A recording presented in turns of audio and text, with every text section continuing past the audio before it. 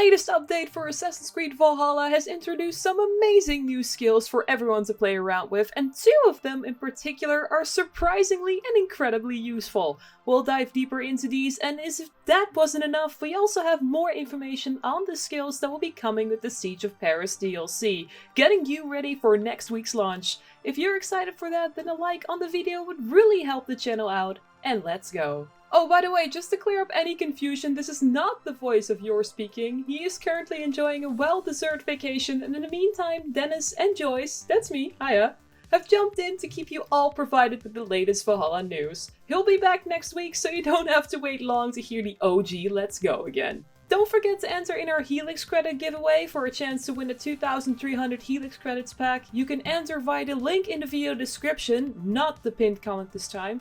And remember that you have to be a subscriber of the channel to enter. Good luck! So as we discussed, last week's update introduced 6 new skills, and now that we've tried them out a bit more, I think it's safe to say that most of them are pretty great. I say most of them, so let's start with the exception to the rule first, and then work our way up to the better ones. That exception is Survival Instinct. This new skill in the wolf part of the skill tree lets you restore health even when out of rations, provided that your current health is lower than 1/3 of your maximum health. Sounds great in theory, right? A free heal that doesn't cost a resource? Well, turns out that its use is very situational, and it is for sure not useful in combat. With the Survival Instinct skill unlocked, you can activate it by holding the right button on the D-pad if you are playing on consoles. However, from our testing it seems that rations will always override this action, meaning that if you have rations available, you will have to use those first before you can activate Survival Instinct. Second of all, the skill only works if you are below 1/3 of your max health and only restores you up to 1/3, not more. So it's not a full-on heal, but more of a minor reset if you happen to find yourself really low on health after a fight without rations, which, let's face it, rarely ever happens. I say after a fight, but that doesn't mean that you can't trigger Survival Instinct during a fight. The only problem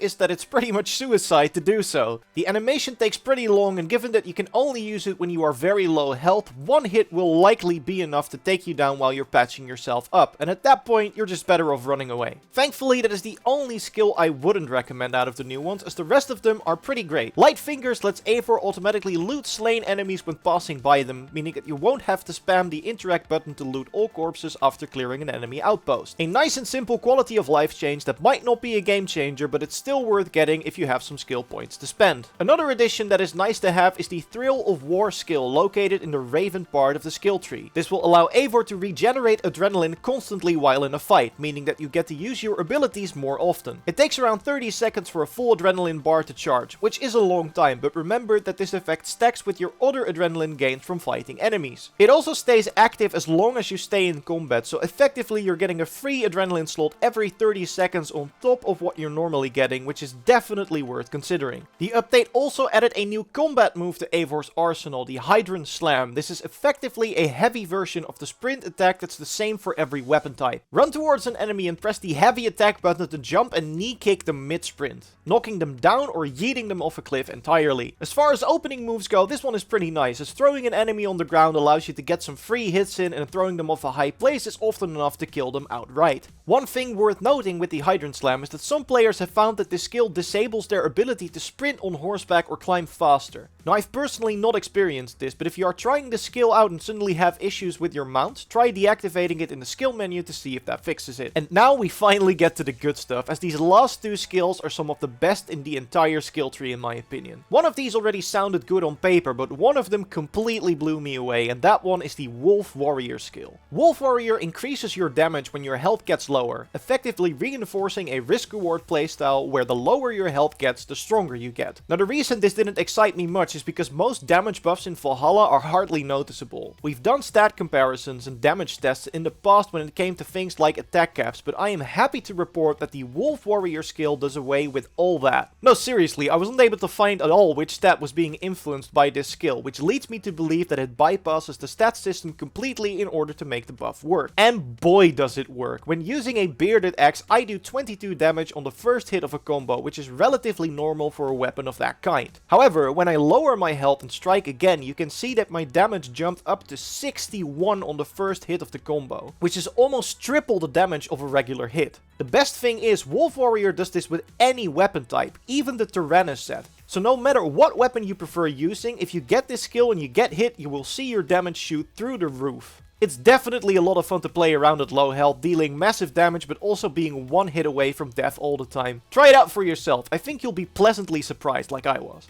Now for those of you who'd like to stay away from the edge of death, this new update added another great skill that will keep you alive in almost any situation. That skill is of course Eden's Heart, which allows you to recover part of your recently lost health after a few seconds of taking damage. So the way it works is when you take damage you will see it marked on your health bar. After a few seconds that lost part will be filled in yellow and Eivor will begin to glow, signifying that the skill is in effect. As long as you don't get hit in the meantime you will recover all the health you just lost. It triggers and recovers pretty quickly, and even if you do get hit it doesn't matter, as a few seconds later the skill will just re-trigger and bring your health back up to the new threshold. An example. If you get hit at full health and are brought down to 50% health, the perk kicks in. However, as soon as it's restored you to 75% of your health, you get hit again. If you then wait a couple of seconds, Eden's Heart will trigger again, this time restoring your health up to that 75%, the highest health you had before you got hit. As you can see, this skill could save your life in many situations, and you can even pair it with other healing perks, like that from the Death Speaker bow or the Druidic armor to become even more invincible. And that's not all the new stuff we get to play with in the coming days, as we already know that Siege of Paris will once again introduce 3 new abilities to our arsenal. Thanks by the way to Duncan for reaching out to us over Twitter, as he already showed that we're already able to see 3 new ability circles for the Siege of Paris DLC. Same as we had just before the Druids DLC launched. Now maybe you've already seen one of them, as the Assassin's Creed Twitter showed off the Plague of Rats recently, which looks absolutely terrifying. But AFK the Dark Lord in our Discord actually shared the menu clips for all 3 abilities at both levels. So let's have a look at those, shall we? The first one is a melee skill, Golden Flame Explosive Bomb, that plants a bomb on your enemy that then explodes after a short delay. Might be a dangerous one to use if the explosion can hit you too, but it definitely looks powerful. Great for taking out groups of enemies with a bang. The level 2 upgrade makes it even better for dealing with crowds, as you can actually see Eivor steering and aiming the enemy and then pushing them back to their friends with a nice explosive gift attached. Definitely looks like this one will be a lot of fun to use, and I can't wait to try it out myself. And you probably also noticed this, but some of these new clips also gives us some impressions of locations and enemies in Francia. These Frankish soldiers are wearing a helmet that is looking kinda similar to that paladin helmet, and the fountain Eivor is fighting next to looks way fancier than the ones we find in England. The next one has to be the most disgusting skill we have in Valhalla, and it's a range skill called Ghoul Breath. Now we know this thanks to the work of Petter and AndyReloads, linked to this channel in the video description, thank you as always, who dug up the name in the files a while back. This skill coats your arrow in a poison that makes enemies sick when they get hit. And we're not talking Menflu here, no. In the first clip you can immediately see an enemy begin to retch and gasp for air as his companions flee in terror. So it looks like we'll be able to scare enemies away now, kind of like that terrify mechanic in Ghost of Tsushima. On level 2, Ghoul Breath no longer applies to a single target, but becomes an area of effect ability instead. After shooting your arrow, it emits an iridescent cloud that will trigger the sickness effect on enemies caught inside. Enemies outside will still respond to their friends falling ill by running away, so this is looking to be a very strong ability for crowd control. And finally we have the Plague of Rats, which lets Eivor spring a trap with the help of the local rodent population. You shoot an arrow with bait, and as soon as an enemy comes close to check, a swarm of rats appears from the ground to devour them. At level 1 you are already able to catch multiple enemies at once, as the trap looks to trigger in an AoE around the arrow. At 2nd level this ability becomes even more dangerous, as we can now see the swarm of rats moving around and jumping from enemy to enemy. This skill is a devastating addition to our stealth arsenal, as this can potentially take out multiple guards in quick succession at the cost of a single adrenaline bar. The fact that it looks really cool also helps, and definitely looking forward to this one as well. And that's not all we have for you on the Siege of Paris. No, we have more coming in our next video, so subscribe to miss nothing, leave a like if you liked the video, and if you would like, you can check out our previous video on Bretta's weekly selection, what is going on with that Einar bow, and how to give yourself a golden glow. Thanks everyone so much for watching, and we'll see you in the next one. Goodbye!